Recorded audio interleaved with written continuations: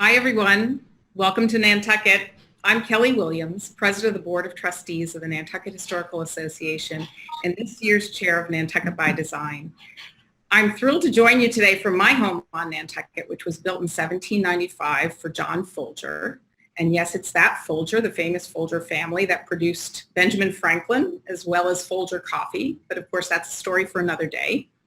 Today, we're here for our much anticipated design panel, guided by the incredible Steele Marcoux, its editor-in-chief. For those of you who were able to see what I thought was an extraordinary article that she wrote about Billy Baldwin and the influence that Nantucket had on him, you know what an incredible writer she is, but it probably also came through that she is a very gifted historian and has advanced degrees in history, has a long and distinguished career in the media. And so we're so fortunate to have her here today, and certainly knowing her love of history, we know why she loves Nantucket. And so with that, I want to thank Steele for putting together this incredible panel and turn it over to her. Thank you, Kelly, for that amazing introduction. I have to admit that I need a little moment. I wasn't quite prepared for that. That was very touching. Thank you so much. Thank you all for joining us today. Of course, we had hoped and expected to be live and in person as usual, but here we are virtually. And, you know, we were just discussing before we got started that there is a nice intimacy a little bit here to these virtual panels. So again, I'm just incredibly honored to be here. Kelly, you're right. Nantucket by Design does hold a special place in my heart. I love the history, and I happen to love the long, long history of design in Nantucket, which I was thrilled to get to discover a little bit more in researching that article about Billy Baldwin.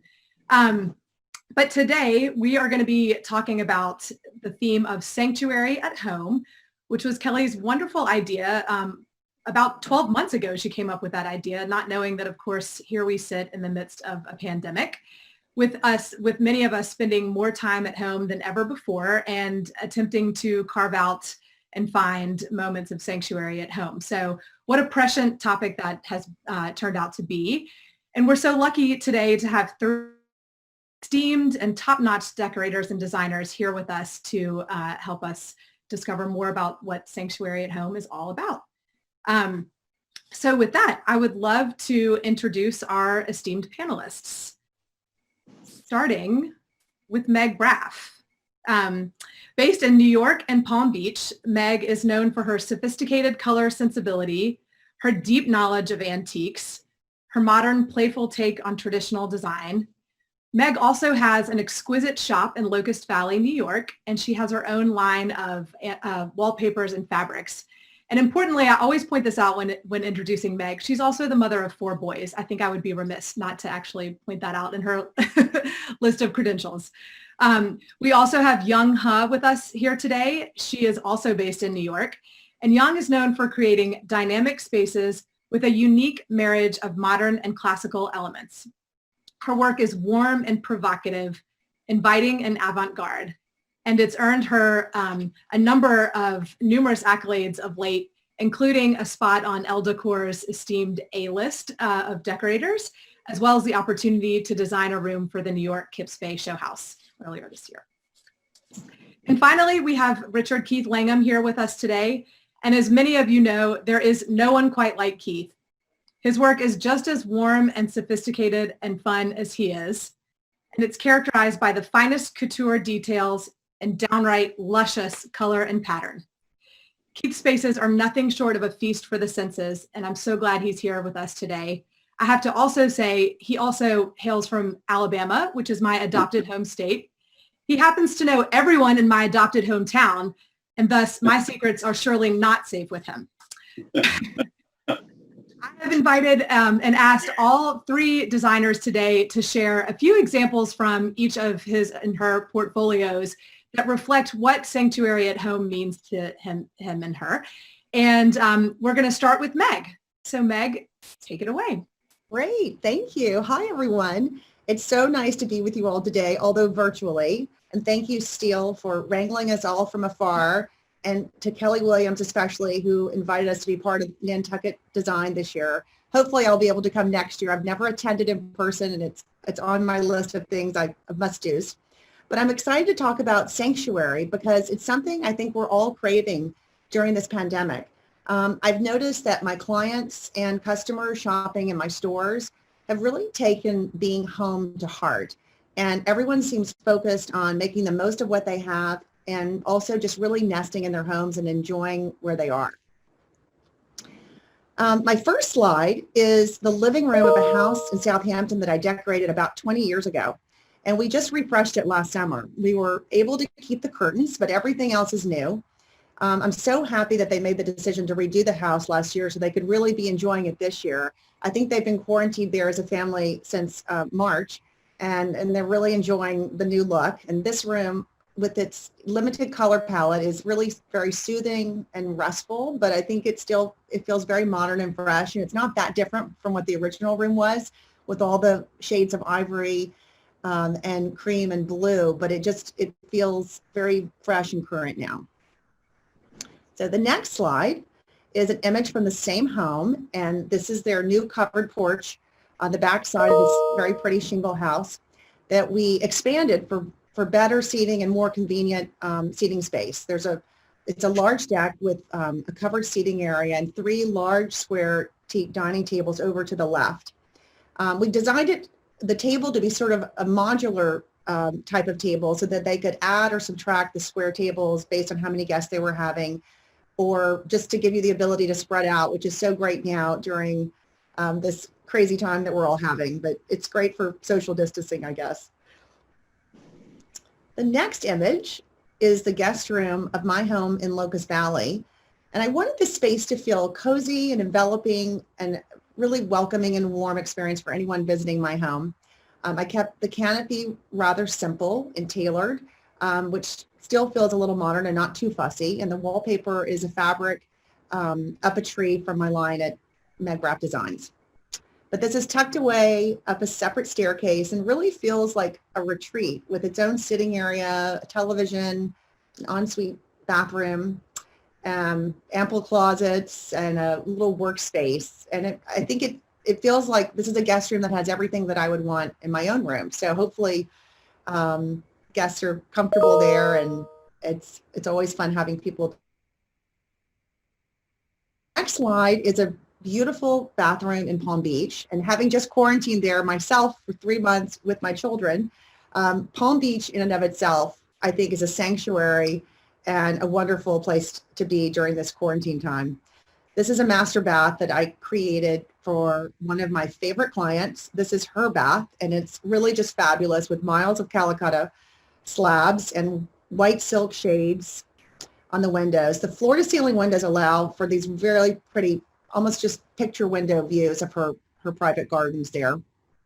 And I'm pretty sure she feels very pampered every morning when she wakes up and begins her day in this very special setting.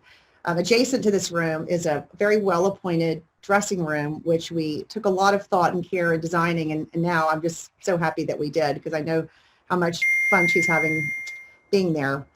The next slide is, this is a really great room. I think a room for family fun seems especially important now during this time, as we're all looking for new ways and more meaningful ways to spend time with our family and our friends in small groups. This is a family room, media room that we designed in Vero Beach, and it's actually located off their teenage daughter's bedroom. Out of the frame is a ping pong table and a dartboard and some other musical instruments and things. And it's a great space to have friends over, they watch movies up here. I think it's been a lot of fun for them during the quarantine to have this large space that's still sort of in the center of their upstairs of their home. And I'm told it's an enviable backdrop for logging into school Zoom, meetings and so forth, with that manual canvas wallpaper as a backdrop. This is a beautiful house in Locust Valley. It's one of several outdoor dining spaces that we created for our clients there. And Mario Navera designed a gorgeous landscape outside. We have views from every room of his beautiful gardens. But I love this house. They have terraces on 2 sides and all the outdoor amenities you could possibly ever need. There's a hot tub over behind this dining area with a TV close by. There's a beautiful pool there, a tennis court beyond that little pretty little structure. And the gardens, of course, they overlook the golf fairway and have views of the Long Island Sound in the distance. And the little pool house there is actually used as an art studio for their younger children. So it's kind of perfect. So the next slide is actually the room that I'm speaking to you from in Newport, Rhode Island. I thought I would include this because it's where I'm here today, and it's bright and cheerful, and it has so many of my favorite things: chinoiserie, vintage brass, some of my favorite fabrics, jute carpeting, which is very soft underfoot, and it's a little old school in decorating style, but I just really love it here. We've had this home for 14 years, and I just last year did a couple of little freshening up things that just make it feel a little more comfortable. But it's a place my family can all be together. It's not this. It's a very old historical house and very charming. It's not very big, but I think we've all found our little corner in the house where we can create our own sanctuary and have a little privacy, but yet all be together. The next slide is the terrace of a really beautiful old 1920s house that I did in Locust Valley years ago. Just a little glimpse of the garden here. There's simple rattan furniture and a classic brick herringbone floor. But I love covered porches, and they really connect the inside of a home with the outside. You have a shade from the sun, a ceiling fan, adequate lighting, dimmer on the lantern there. And really it's all the comforts of your living room, but outside, and you're able to enjoy the garden and all the things that has to offer. All right, the next slide, and my last slide, is of a loggia that I did in Southampton, New York. These clients were pretty bold with their color choices throughout the inside of the house, but I think with the loggia, which is sort of partially inside, partially outside, they wanted the decorating to be less of a focal point and to have a neutral backdrop in which they could really take in the great views of their garden beyond. But it's a really wonderful, serene place to relax. And it seems to be the quiet corner of sanctuary in this house. It's just off the family room and the kitchen where everyone can sort of gather and take a moment to have a cup of coffee in the morning and read the newspaper and kind of move on with their day. So those are my ideas about sanctuary, Steele. Well, thank you so much for sharing them. They're all so beautiful. And one thing I noticed, and want to just slide a quick question in before we move on to young images, is there's such a range of color. I mean, there are some rooms that are very vibrant and pattern filled. And then as we're lingering on this image, there are some that are more neutral, or like your first image, that beautiful, almost ethereal living room. And I think I'm just so impressed, I guess, by your ability to create sanctuaries that feel both vibrant and bright and bold, and yet also calm and soothing. Do you think can any color work in a sanctuary? I think so. I think it's how you put it all together, and I think it depends on so many things. Everyone has a different comfort level with color, I think. Mm-hmm. And it's all relative to the other colors. So sure. I find that when I'm doing a house, it is nice to have that continuity of a thread of color that might take you through the whole house, so that there's a little bit of a nod to that in each room. So even though these seem a little bit different in the slideshow, they all are different houses, and in context, they probably feel quite at home. So it's almost more about the harmony of color rather than its actual intensity in any given. I think so. And I think you can find sanctuary with color. You know, it might be more monochromatic, or it might be, I think jarring rooms are never quite good, but I think for sanctuary, I should say. But I think you can still have color and richness and all of those things, and have a very restful, approach. Wonderful. Well, thank you so much, Meg. Sure. Next up, we have Young's images, and Young, take it away. Tell us about what sanctuary means to you in your work. Hi, everyone. So sanctuary to me, when I think of the word, the first thing that comes to mind is safety. Someplace safe, someplace cozy. But really, the other thing that we want to consider in sanctuary is delight. You want to be in a place where your senses are delighted, where you are inspired by beauty. I think beauty is a really important element in our lives, It's something that elevates our being, encourages flourishing, encourages all aspects of life. So it's really important to find that element of delight as well as safety and peace.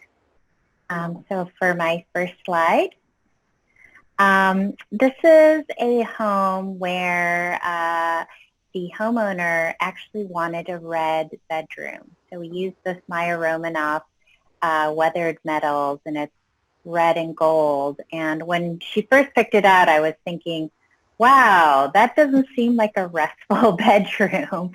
But it was really amazing how when we put it together, it really felt warm. It felt that you were enveloped in this rich, cozy atmosphere. We paired it with these white custom tillet curtains. We designed these cherry blossoms in gold for us to reflect the gold in the metals, the weathered metals. It looks out to the ocean. And what you don't know is that there's a TV lift under the bed that comes out, so you can still watch their TV shows when they're not looking out at the ocean. Next slide, please.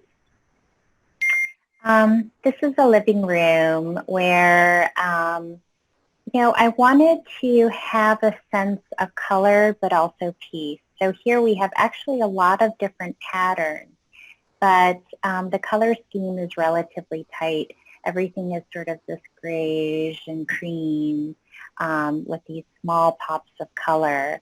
And I think that creates the sense of peace, but also, again, the sense of delight, because there's variety, there's movement, there are things for the eye to look at. In the corner, we have a game table, this beautiful Aldo Tura piece, whose furniture I adore, for playing games, and of course there's piano. So it's really a place that the family gathers to be cozy in the winter, to play games, to gather, and the senses are activated, but it's also a place of peace. Next slide, please. This is a guest bedroom. We wanted this room to be really sweet and charming. A really sweet guest bedroom. The fabrics are all done by my friends Tilton Fenwick. It's their collection at Dura-Lee. We have this really lovely Colleen and Company flower light fixture, and this blue and red and white theme that feels kind of nautical. You can sort of see the ocean. The house is right on the ocean there. But it's, again, really fun, activating, but also peaceful. Next slide, please. This is my Kipp Bay room, and in this room, we imagined that it was the top floor of a very large townhouse, and we imagined that someone's crazy aunt lived there. She's an artist. She travels the world, and this is her place of sanctuary where she expresses herself, collects art. You can see we put all these painting accoutrements so that there's the sense that someone actually is living there. And while the picture may look a little wild and activating, I think a lot of people have said when they were in the space, they felt the sense of joy and the sense of peace. And I really wanted people to understand that color doesn't mean scary, active, not safe. Color can be very warm. It could be very safe, very delightful. And that's really the idea here, is how we can have art on art. The wallpaper is from Intal, hand-painted for this room, and combining this very artful, very colorful wallpaper with this incredible art collection. And we also wanted to have the sense that someone actually lives there. It's not just staged, but let's imagine the crazy aunt having tea by the fireplace. So we have a little tea set up on the tea table.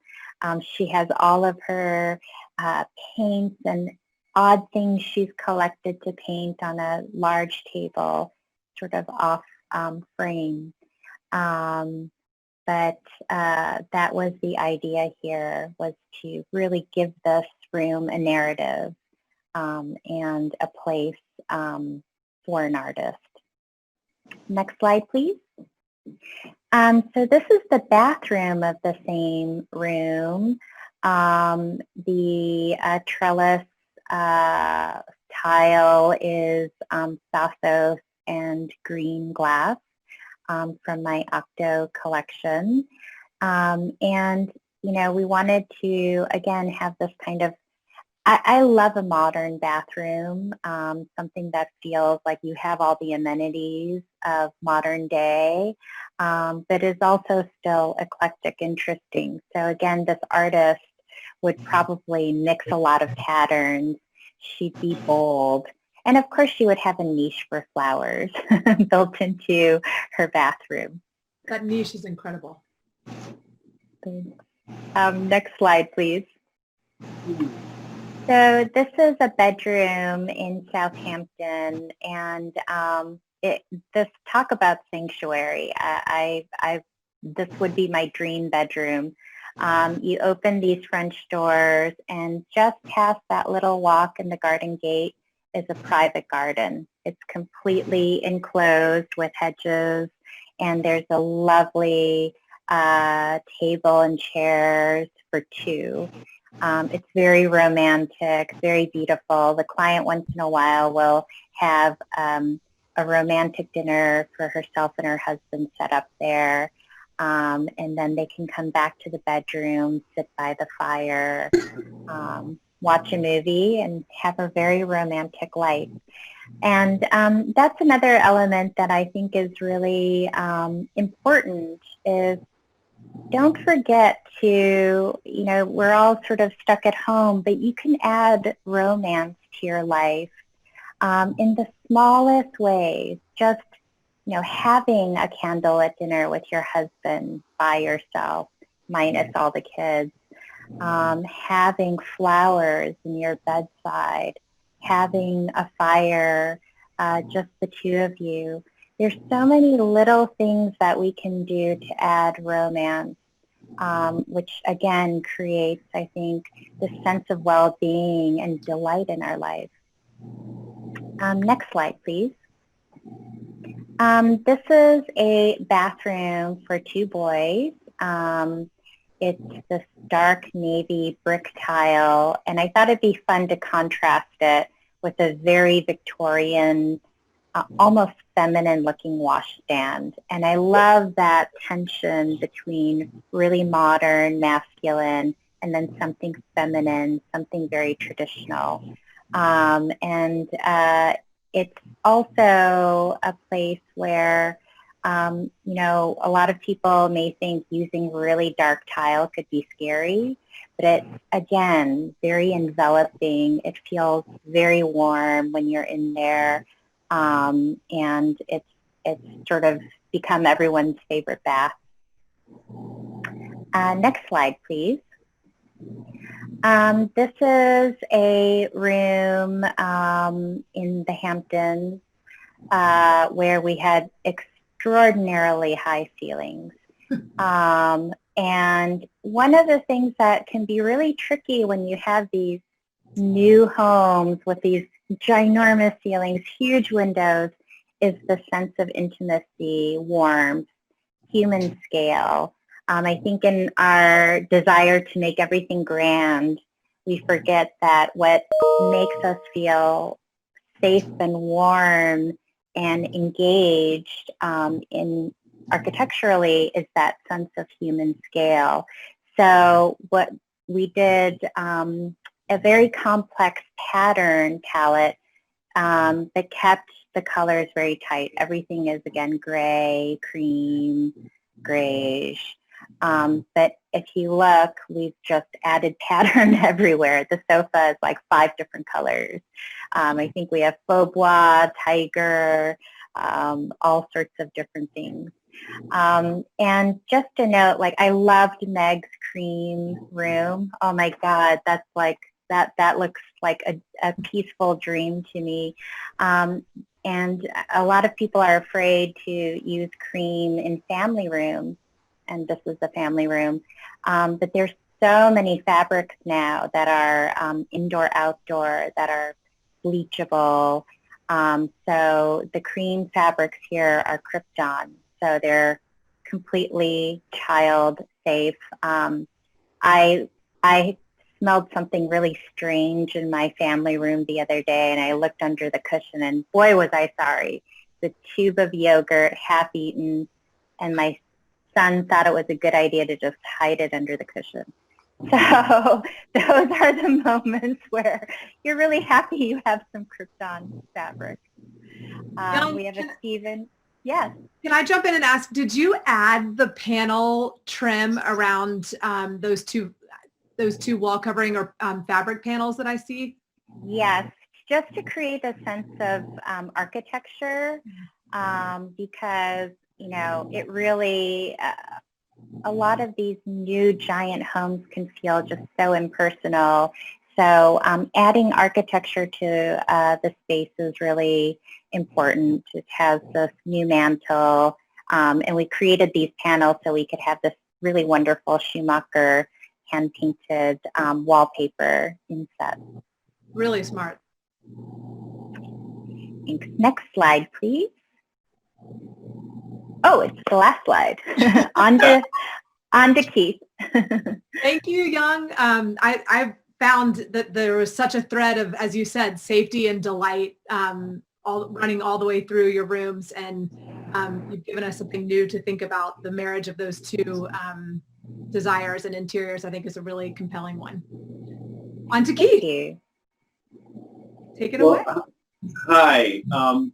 So thinking about sanctuary, as we all do, first of all, I think brings up the idea of comfort, both emotional and physical comfort, and again, safety and coziness, and really a place to keep the big bad world out there at bay, I think. When we start to do projects, so often you don't really set out to do a particular room as a sanctuary. But the nice thing is, as the family or the clients move in to the spaces, usually everybody claims their spot, and you actually see the rooms kind of morph into a sanctuary, become used as a sanctuary. And staying at home in a funny way is never really felt so good for us. For 2 reasons, I think, because we were the safety of our family and also doing our part for the pandemic. So people do have that whole newfound thing about their houses, a more emotional attachment, I think, than we've had in years past. Next, first slide. This is a client's house down in Florida, a house that was bought and then renovated, and the house had no real access to the outdoors. So this terrace was created outside, poured a big slab of concrete, created these pink stucco arches that are right at treetop and looks right out across to the Atlantic Ocean, which is the greatest sanctuary of all, right? You have a house like that with an ocean view. But I love this. You're sort of in this jungly treetop looking out. You've got the combination of this beautiful tropical landscape and the ocean across. Next. This is on the same property, and again, the house has a lot going on. The main house has a lot going on with a lot of big rooms and a lot of traffic in and out. So my client decided to build this small little house out of just stuccoed cinder block. It sits out in the back of the house by itself in the garden, and it has French doors on 3 sides, and it's this wonderful concrete floor that we had starfish, cement tile that we had these starfish and sand dollars hand painted on, and this great bamboo bed lacquered in aquamarine color. This weird kind of color scheme. It's periwinkle and aquamarine, but it works. But anyway, it's a wonderful little folly, really, with nothing in it but a bed. and it's a great peaceful place to spend a night or a weekend. Or Next. the rest of the year. Exactly. Next. This is a pool pavilion, and again at the far end of that property, which beautiful reflection into that icy blue water.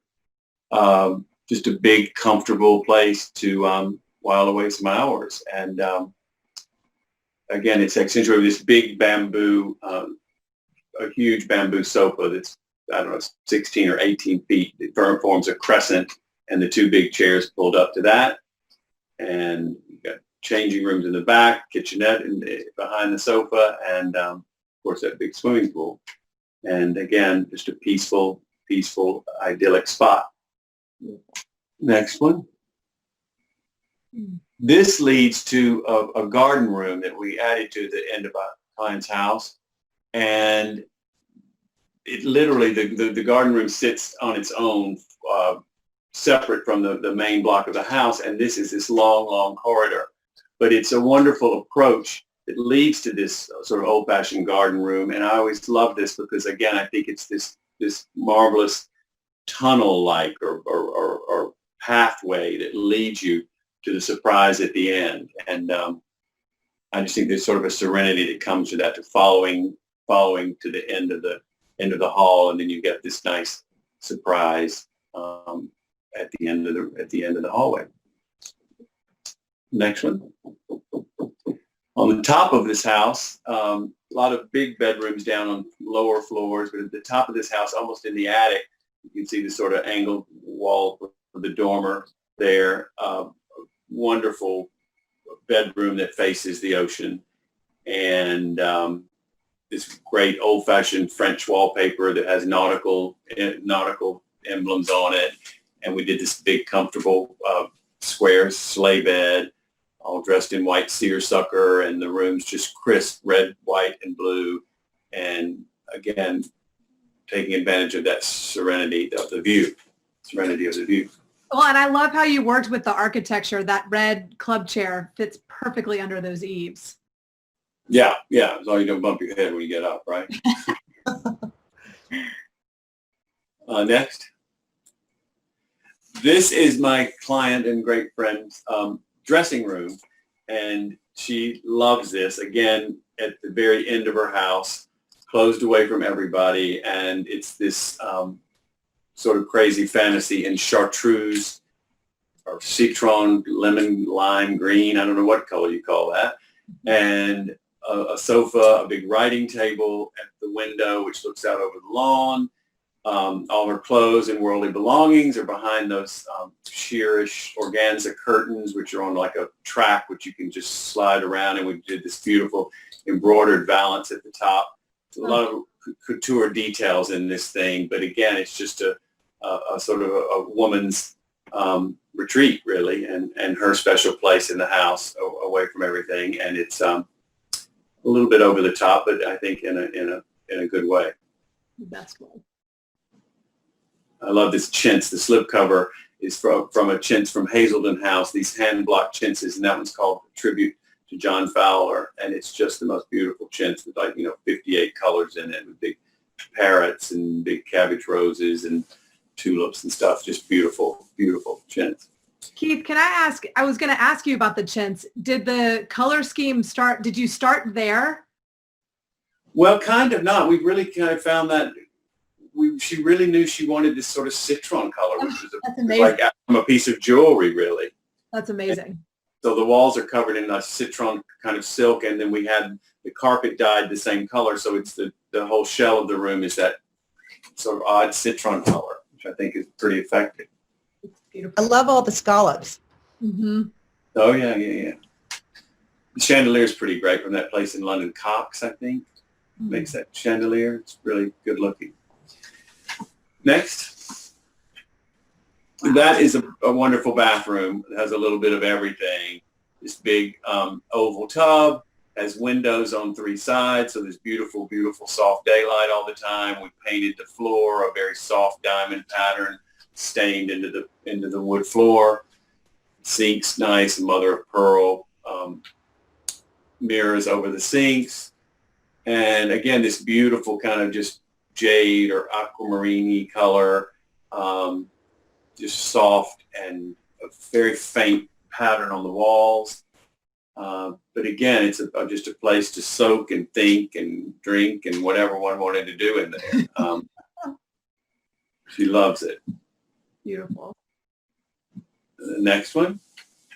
Oh, This is just a favorite picture of mine. I love this photograph. Just thinking of Mother Nature. Let's don't forget that. There's no greater sanctuary than what Mother Nature's already given us. And I just love this view into infinity almost. Keith, It's on the eastern shore of Maryland, wow. and just looks out to where the Miles River goes into the Chesapeake Bay. And it's just absolutely beautiful. You can see forever. And you can't beat that for peace and solitude, right? Not at all.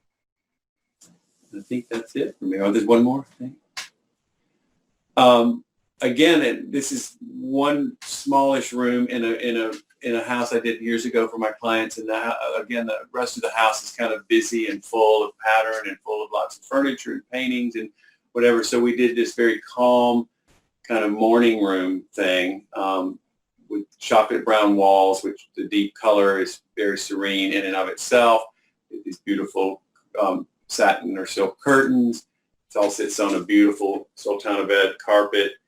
But my client wanted it very spare and clean, so it was just a place she could go regroup. And we didn't put much in the room except a few things that she loved. The painting is a particular favorite. That bust is something sentimental that she'd owned forever.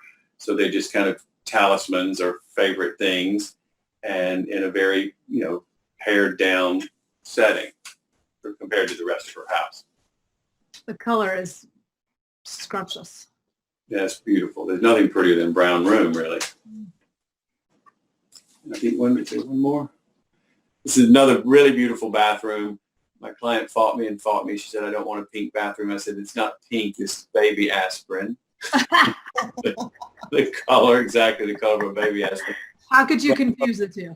A beautiful white porcelain floor, which is beautiful and reflective. These huge windows behind the tub, which look out at a small little enclosed garden, and behind those two panels of sheer curtains are French doors that can open for fresh air and to hear the birds chirp. And again, just a beautiful place to soak and think. Beautiful. I Colors. think that's it for me. Keith, you mentioned the notion of a talisman, and one thing when we were, kind of putting this panel together and thinking about the idea of sanctuary at home, I know I've mentioned this to all of you. I feel like over the last 6 months, with everyone being at home, I keep hearing stories about people cleaning out or getting rid of, or this, that, and the other. Which I guess maybe when you hear the word sanctuary, you might think of just a room with fewer items in it or such. On the other hand, that's not my own personal instinct at all. I like to I'm sitting in a room that has no fewer than 30 books piled around, and I've got, kind of all of my favorite things in this space. You can't see it in this view. But what role does stuff play in creating a sanctuary? What role does collections play? Do you think a sanctuary needs to be soothing and devoid of things, or do you find that people are surrounding themselves with their collections and things that remind them of the outside world and different times? I think both. I think, again, there's stuff people and there's not stuff people. But more importantly, people love all their sentimental things, really, and things that have a story, being out and about and visible and living with them. I'm all for that. And yeah. Does anybody else? I agree. I think this period of time has been a really nice time to reconnect with your house. And I don't know a single person who hasn't tossed out a few, items here and there. And I personally have cleaned out a lot of closets in the past few months. But I think it's a great time to also just think about how you've evolved in your decorating and how, when you designed your house, maybe it was even just a couple of years ago with a certain way of life in mind, and now things are a little bit different. So it's an opportunity to think about what's really necessary and what's unnecessary, and maybe have a little bit of an editing, but keeping all the things that are really meaningful to you and that have a purpose and give you comfort and joy and delight, and maybe let go of some things that are no longer providing that. That makes sense. I've been doing probably the opposite. I've been like buying and collecting more and more stuff. And it was funny because at the Mario Boada auction, I think I saw all of you there at the preview night. And I remember Bunny Williams said, I hope this is the beginning of when stuff comes back. Yeah. I hope people love stuff again. And I think, you know, for such a long time, we are all looking for experiences outside of our home, traveling a lot, going to restaurants, theater, like everything was about outside of the home. And now that we've all been in our homes as we once used to, whether you're entertaining or not, but just being in your home, you realize, again, that sense of delight. You want to eat on pretty plates. Like I noticed, oh my gosh, all my cups aren't matching anymore because they're all broken. And there's like a really, you know, so you buy, you know, cups. And I brought out the silverware. And really, yeah, really enjoying having dinner with my family now because, you know, that's really all we have. And, you know, even my daughter the other day, like took 2 roses that had like fallen off and like put them in a cup and put them on the table. And it was so charming. And those are, you know, again, those really wonderful moments that make home delightful. I love that you touched on entertaining a little bit because I am thinking about sanctuary too. I've kind of wondered, is sanctuary just for me or my family, or is there a place for other people who are special to me in creating my own sanctuary? You know, am I doing it for myself or for other people? Of course, this is such an odd time to be thinking that through because we're not around other people very much, or not certainly inside our own homes, but Young, I love how you talked about sort of creating little entertaining moments every day for your own family and making kind of special rituals out of previously like mundane or forgotten events, family dinner. Family dinner, or how about tea time? There's nothing more wonderful than tea time with cookies, you know, just something to really, things to look forward to. I agree. It's nice being home with my kids, and they all really enjoy cooking, actually much more than I do. So we've been grilling a lot, but everyone takes a little time and help in setting the table and clearing the table and grilling and making a salad, and it's been fun. And I think we've all made a little more effort with each other because, like Young said, we really have each other, and we're all relying on each other more to make our days go a little more smoothly or a little better. So.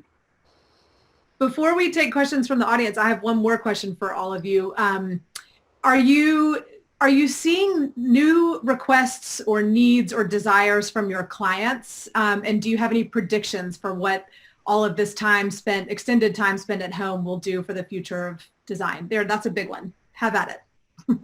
Well, I think it's sort of set everybody's wheels spinning, really. It's not this much time at home behind closed doors or, you know, locked into their houses, because they start looking at everything and thinking about everything. And so all these ideas are percolating. And so there's a lot to sort of figure out, you know, and how they want to sort of alter the houses or alter the rooms or, you know, the things in them.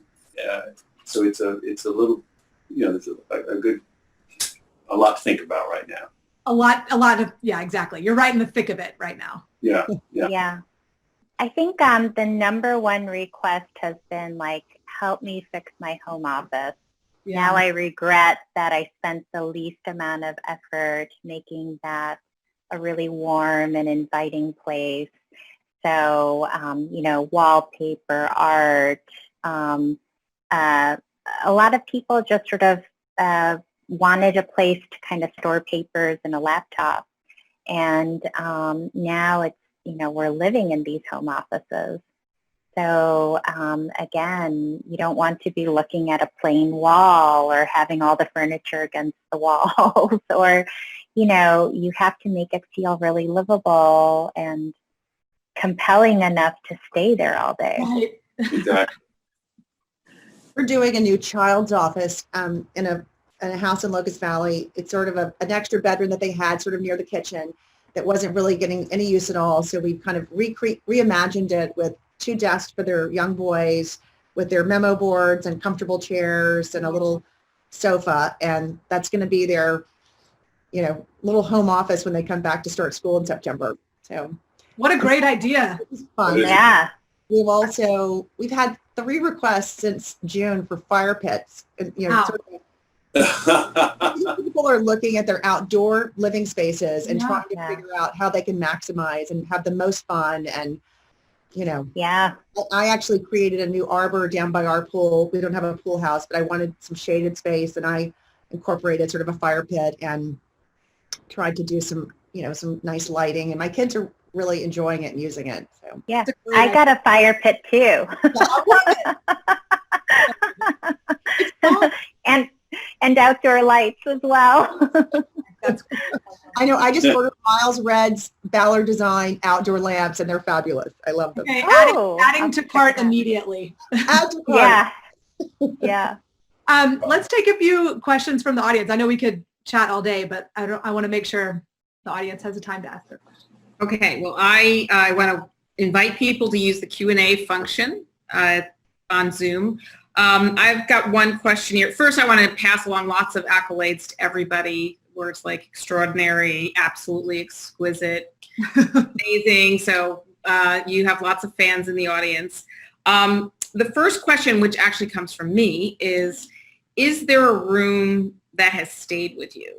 Whether it's one that you've done or someone else has done, I can tell you mine right now, because they tend to change, is the Agnelli living room that Ward Bennett did. But anyway, open to anyone who wants to answer that. Kelly, that one's been on my mind of late as well. I love the Billy Baldwin room. I think it's the room that he did in the south of France, where everything was done in the same fabric. A beautiful, I wish I could remember the name of the fabric, but I loved that it had pattern and layer and richness, and it was summery, but yet it just had, it was very tranquil at the same time. And it That was incredible blue. in 1970, I'm just guessing. And if you see a picture of it today, it just looks fantastic. I would say I always think of Lee Radziwill in that Renzo Mongiardino room. That's Kensett. I mean, talk about bohemian, romantic, sexy. It's just everything. Still resonates to me. And I think of a room that Mark Hampton did probably in the late 70s or around 1980 in a Kipp Space show house, and he did big main living room or drawing room in a townhouse in the 70s, and he did, the walls were painted almost black, in the matte finished black, and then all the furniture was covered in a creamy ivory solid rep fabric, and he put that diamond sisal on the floor back before anybody had even seen it, and the room was just unbelievable. It was filled with a lot of fancy William Kent furniture, but everything was dressed down in that ivory cotton, floating in this black room. It was absolutely one of the most fabulous things I've ever seen. I love it. All good choices, and you can tell that they really did make an impression because you all nailed the details in those rooms. So a question from the audience is there a color that you would never use in a home? No. Love that answer. Yeah. I agree. I think you can pick the right shade of every color and come up with something really good. And put it on the right thing. And put it on the right thing, exactly. Whether it's the ceiling or the baseboards or the doors or one sofa or Or a tiny gimp. Yeah. Yeah. Yeah, I agree. I'm one of those people who says, I will never do whatever, and then I end up doing it. So definitely every single color is wonderful used in the right way. Great. Another question is, do you have one element that you would include in a design that would make a room a sanctuary? I would say personal things, whether it's, a needlepoint pillow from your aunt, a box from your mother, things that you collect that feel very personal. Those are really important things for sanctuary. Things that are beautiful that you collected, a sculpture you purchased on a trip. I would say personal items. I would agree. And I think the underlining tone would be probably also that just comfort is so important for sanctuary, because if you're not comfortable, if the furniture in the room and the lighting is not good, you can't really be comfortable and productive. So I would just say just making sure there's a level of comfort that makes you happy in every room. Yeah. Great. All terrific answers. Another question is, Keith, one of our viewers noticed that in one of the baths you showed, there was an oil painting. And so the question is, do any of you have tricks that you use to put art in unexpected places? Or is there a trick to it?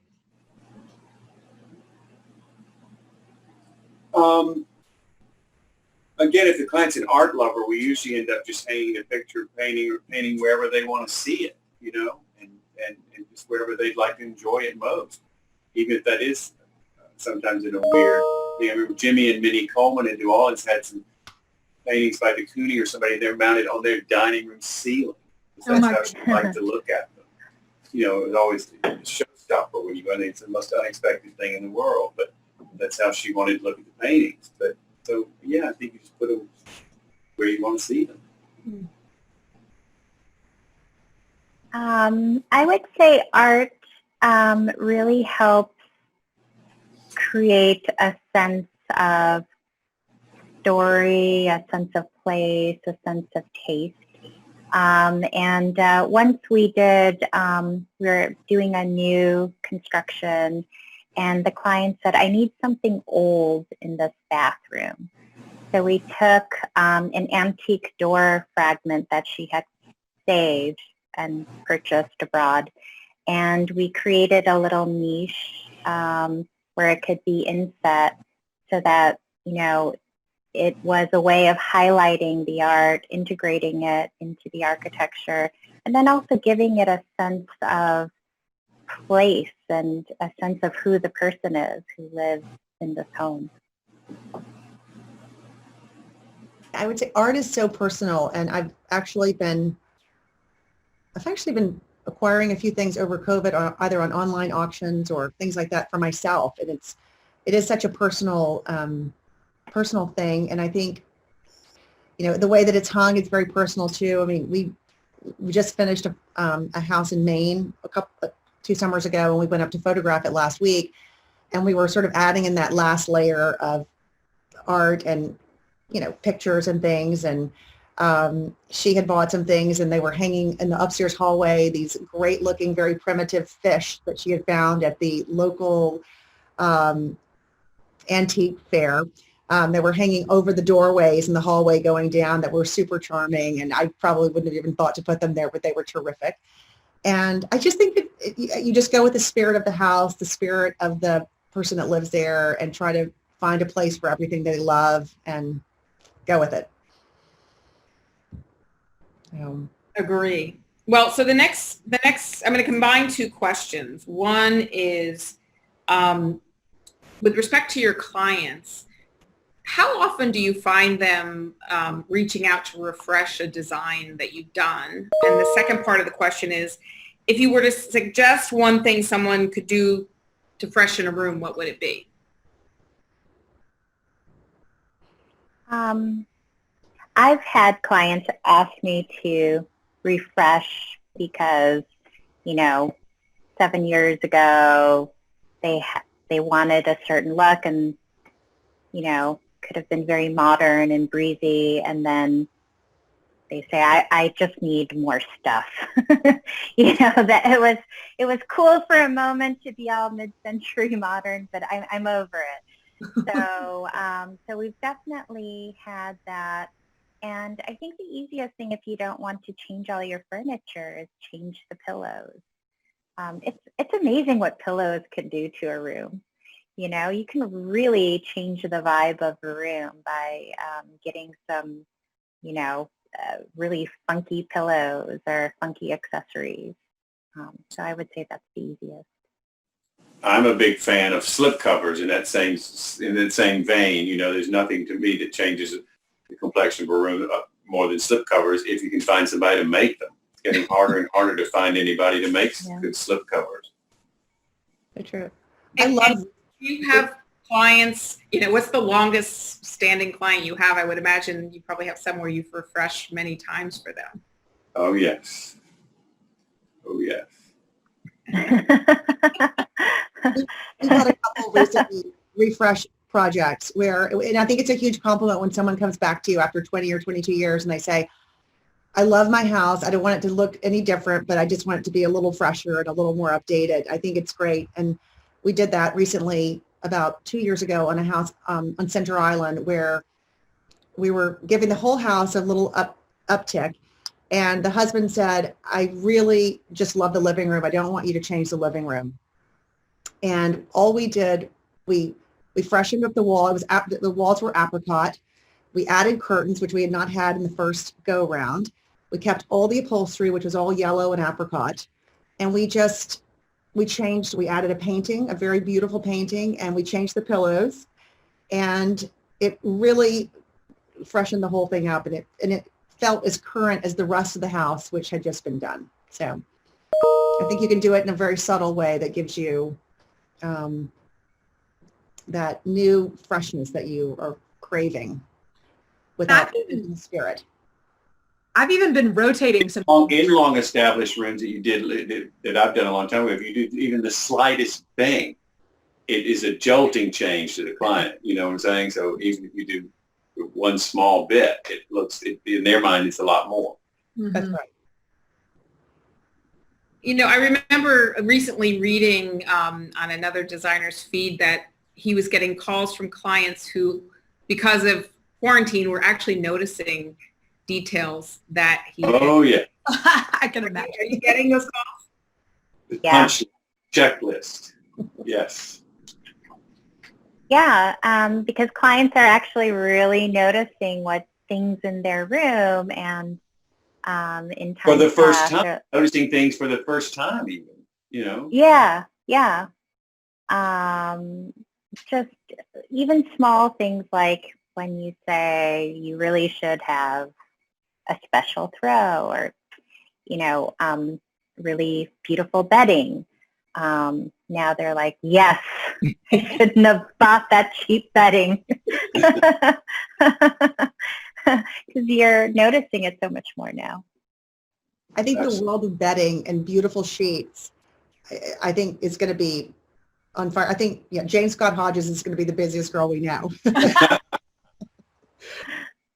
Definitely. For sure. A real luxury. So, Steele, I've gone through all of my questions, and perhaps you have a few more because I'm sure we still have lots of people on, so there's no diminution in people's enthusiasm for this conversation.